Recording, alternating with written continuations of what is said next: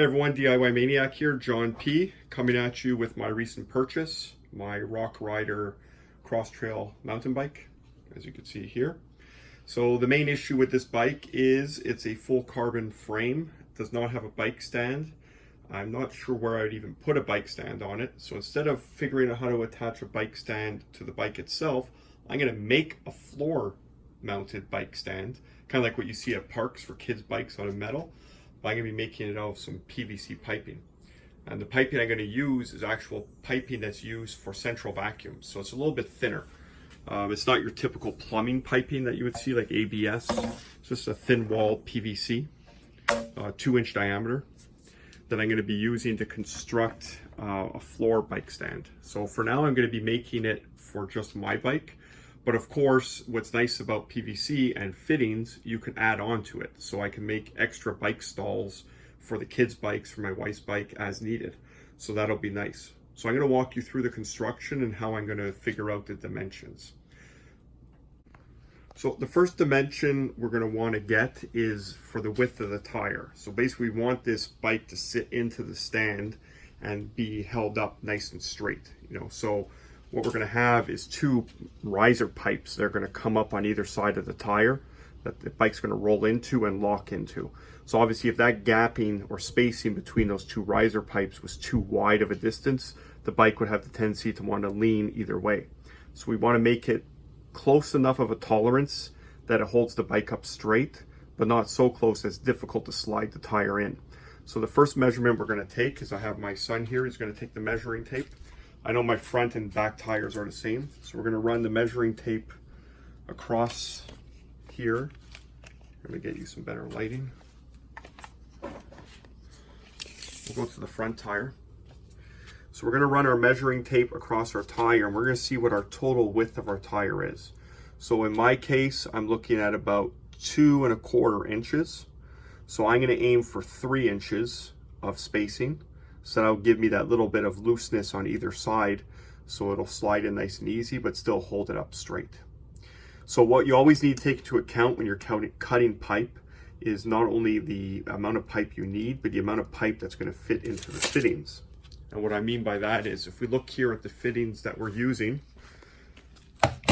these are just some extra fittings I had lying around it. I don't think I'll be using, this type of fitting here, but just as an example, if we look at this fitting, we got to calculate for the amount of piping that's going to be inserted into the fitting itself, right? So it's about 1/2 inch.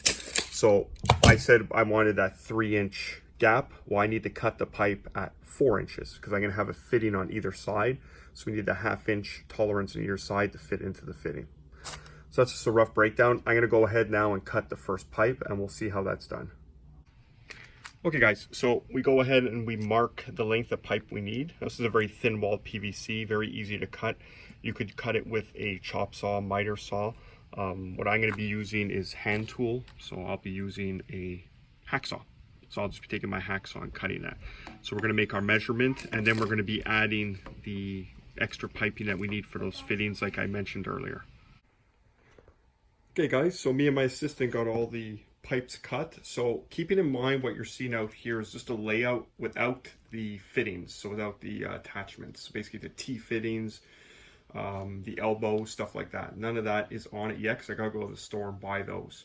But this kind of gives you an understanding of how it is. So we have our legs that protrude that basically give the whole assembly balance from side to side, so it just doesn't tip over, front and back. We have the spacing for the front tire to come in, and the uprights, and that's where the front tire is going to go through and sit in. And as you can see, it comes through the back here, and it's going to sit in, and the tire will sit there, and then legs coming out either side in the front of it to stop it from tipping.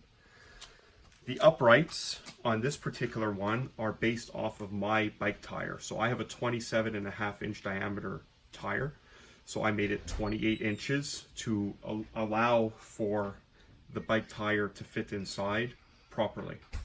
So tomorrow I'm going to go in and get the fittings. We're going to reassemble it, and then you're going to see what it looks like, and we'll be able to put the bike inside.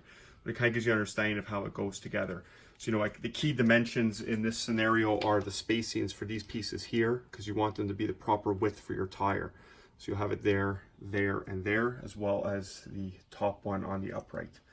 And the other key measurement are your uprights, making sure that when your tire drives into it, it's tall enough to allow your tire through. So it's very customizable depending on the size of your bike. So those are basically the key cuts you're going to want to pay attention to. As far as the outriggers or the legs, those really, as long as they're long enough to stop it from tilting, that's perfect enough. And like I said, what's nice is, you know, I'm going to put end caps on this, but what's going to be nice is if you wanted to add on to it, you could take off the end cap, put a T, and add another stand. And that one could be customizable to the bike beside it, whether it's a child's bike or a woman's bike. So we'll pick up the video again tomorrow with the fittings put on. The rest of the project's going to entail putting all the fittings on. I'm not going to be gluing the fittings, just going to be pressure fit in, because I want to be able to take it apart and customize it if I need be. And it's going to be secure enough without glue. I don't have to worry about that. And then we're going to paint it as well. So we're going to pick up tomorrow once I get all those missing pieces. Hey guys, so as you can see, the bike stand assembly is complete. So we're going to go over some of the design ideas and the reasons I made certain decisions. So like I said, when we're looking at a stand like this, it's really going to be custom to your bike and your bike size. So some of these dimensions are not going to be universal, right? So let's talk about what those dimensions are. The first crucial dimension that we're going to be looking at is the spacing between the uprights, okay? Now, you don't want this spacing to be too wide. If it's too wide, when you slide the bike in and you let go of it, it's going to want to tilt drastically to one side. You don't want the spacing too tight because you want the tire to be able to fit in nicely and smoothly without too much of a hassle. So you want to really maybe give that 1/2 inch tolerance where it's going to still be tight enough to hold it upright and not enough where it's going to be flopping all over. Second crucial dimension, the height of the uprights need to be taken into account depending on the size of your tire. So you want your tire to be able to come in to this spacing here and clear this upright. Now, if your upright is too low, your tire is going to hit it. Now, if the upright is too high, is that a problem? Not really. You know, it's going to make you look uglier, but this is not offering any support to the bike. So you want to, you know, I gave it about 1/2 inch tolerance. So when the tire comes in, I got about 1/2 inch. Third measurement that I found out as I was assembling and putting everything together, and I did make some changes to, is the spacing here between the front leg and the cross member over here, right? We're going to want, when our tire comes in, the way I wanted it was it would drop into this gap over here, and basically the tire would be on the floor. I didn't want the tire sitting on the piping off the ground. I didn't feel it felt as solid. So by having, when the tire drives in and it sinks in between here, I found it really made it much more solid. So that spacing between that front leg and this cross member is going to be crucial for that. You don't want it too narrow where it's going to be, the tire will be sitting on these pipes. You want it to drop in. So I took that measurement based on my bike and some trial and error, putting the bike in. There was quite a bit of trial and error in this, fitting the bike, seeing how I liked it, making the changes as necessary. So the piping I said like I've used is a central vac piping. So it's a very thin wall PVC. It's not like your ABS or your plumbing ABS or plumbing PVC. It's a much thinner wall, which means fittings from ABS or standard PVC plumbing pipes will not work on this. Now, if you were starting this project from scratch and you didn't have to worry about having already material on hand, my first suggestion would be go with ABS. It's cheaper. Second reason, it's already black. So if you want a black bike stand, you don't have to worry about painting it. You know, these fittings for the central vac are about 2 to 3 times the cost of an ABS fitting. So keeping that in mind. Like I said earlier, in my case, I went with this type of tubing because when I installed my central vac, I had a lot of this piping left over.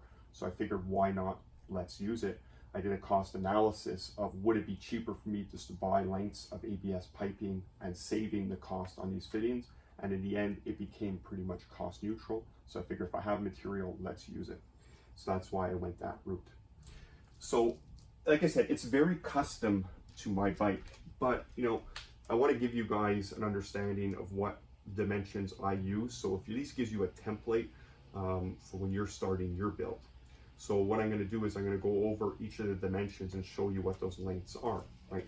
So the crucial thing is when we're cutting our piping, like I stated earlier in the earlier segment of the video, is taking into account when we're cutting our lengths that we have a 1/2 inch insertion into the fittings. So if I want to have, say for example, here I have a 3.5 inch span, I want to cut my pipe at 4.5. I have a 1/2 inch insertion here, 1/2 inch insertion here. So you want to keep that in mind, because if you cut, like if you say to yourself, I need 3.5 inches, you cut 3.5, you're not going to have that 3.5 inch span. So definitely keep that in mind.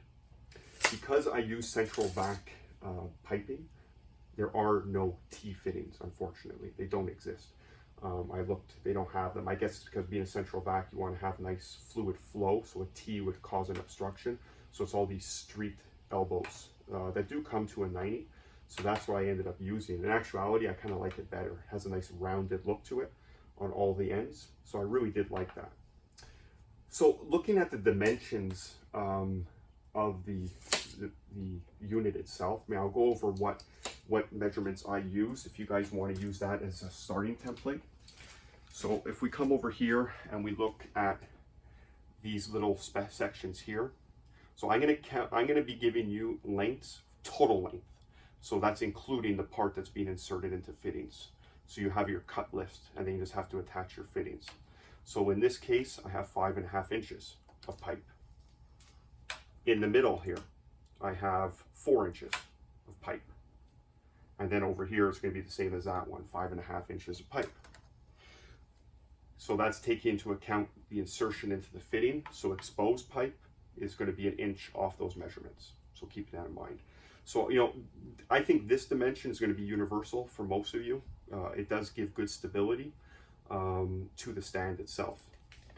Now, coming off the front leg, once again, including total length of pipe for cut, we have 5.5 inches, 5.5 inches. Coming in behind, we have 4.5 inches, 4.5 inches. We're coming to our street connections, street elbows, giving us that nice rounded look. As we're coming off, so we call this the back leg of the section, the back run, we have 9.25, we could say 9 inches. 9 inches, right? Once again, coming to our street elbows to make our back leg. In the back leg, we have 5.5. The little midsection, we have 4. And 5.5, so same on, that's going to be a universal dimension. Now, for my bike, once again, it's tailored to my bike, which is a 27.5 inch tire. So if you have a 27.5 inch tire, I guess you could use these dimensions. So for the upper legs, 24 inch total pipe cut. And here's going to be the same as like our gapping down here, which is going to be 2.5 inches. Okay, so that kind of gives you the idea of the cut list. Like I say, you know, this will probably be universal for most of you. The front will be universal. Maybe the total length would be universal. Things that are going to change is the height, the spacing, and the spacing on these sections here to give you that gap where the tire is going to fit. It's pretty much the only thing that's probably going to change for you guys. So fittings that were used, I have 2 90-degree elbows.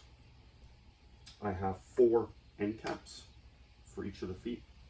And those street 90s, I have 1, 2, 3, 4, 5, 6, 7, 8 of those. Total cost of this build, keeping in mind I already had the pipe, was about $30 Canadian.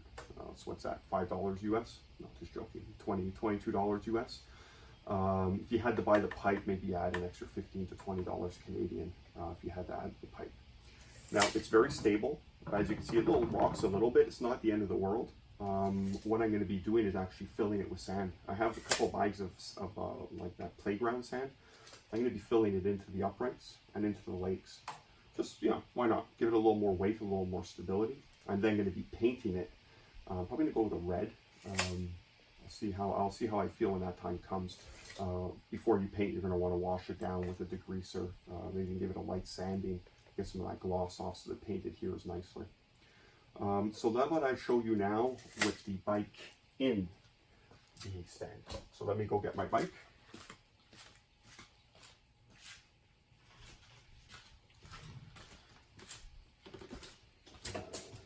So as you can see, the front tire comes along.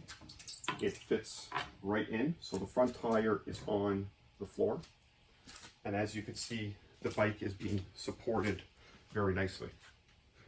As far as movement, if, you know, I mean, like I said, once I get that sand in there, but as you can see, it's holding quite well. Not bad at all. If you're not going to put sand, maybe a suggestion I would give is the length of these legs over here, these feet, may make them a little longer to give a little more balance, but not necessarily needed. What's nice about this, like I said, I'm not going to be gluing the joints. I'm leaving them just press fitted, and they are on there pretty tight. You hit it with a rubber mallet, it ain't going anywhere. You don't need to glue it. And what that gives me is the versatility to add on to it. So I could make another one custom to my son's mountain bike, to my wife's bike, my daughter's bike, you know, and put it in my garage, and each bike has a stall that it's going to go in, and it's out of the way. So that really gives a nice feature and versatility for the future, for addition of bikes. You know, and then if I ever change my bike, say I eventually might want to go with a 29-inch tire, I could always just put longer uprights, and I'm ready to go.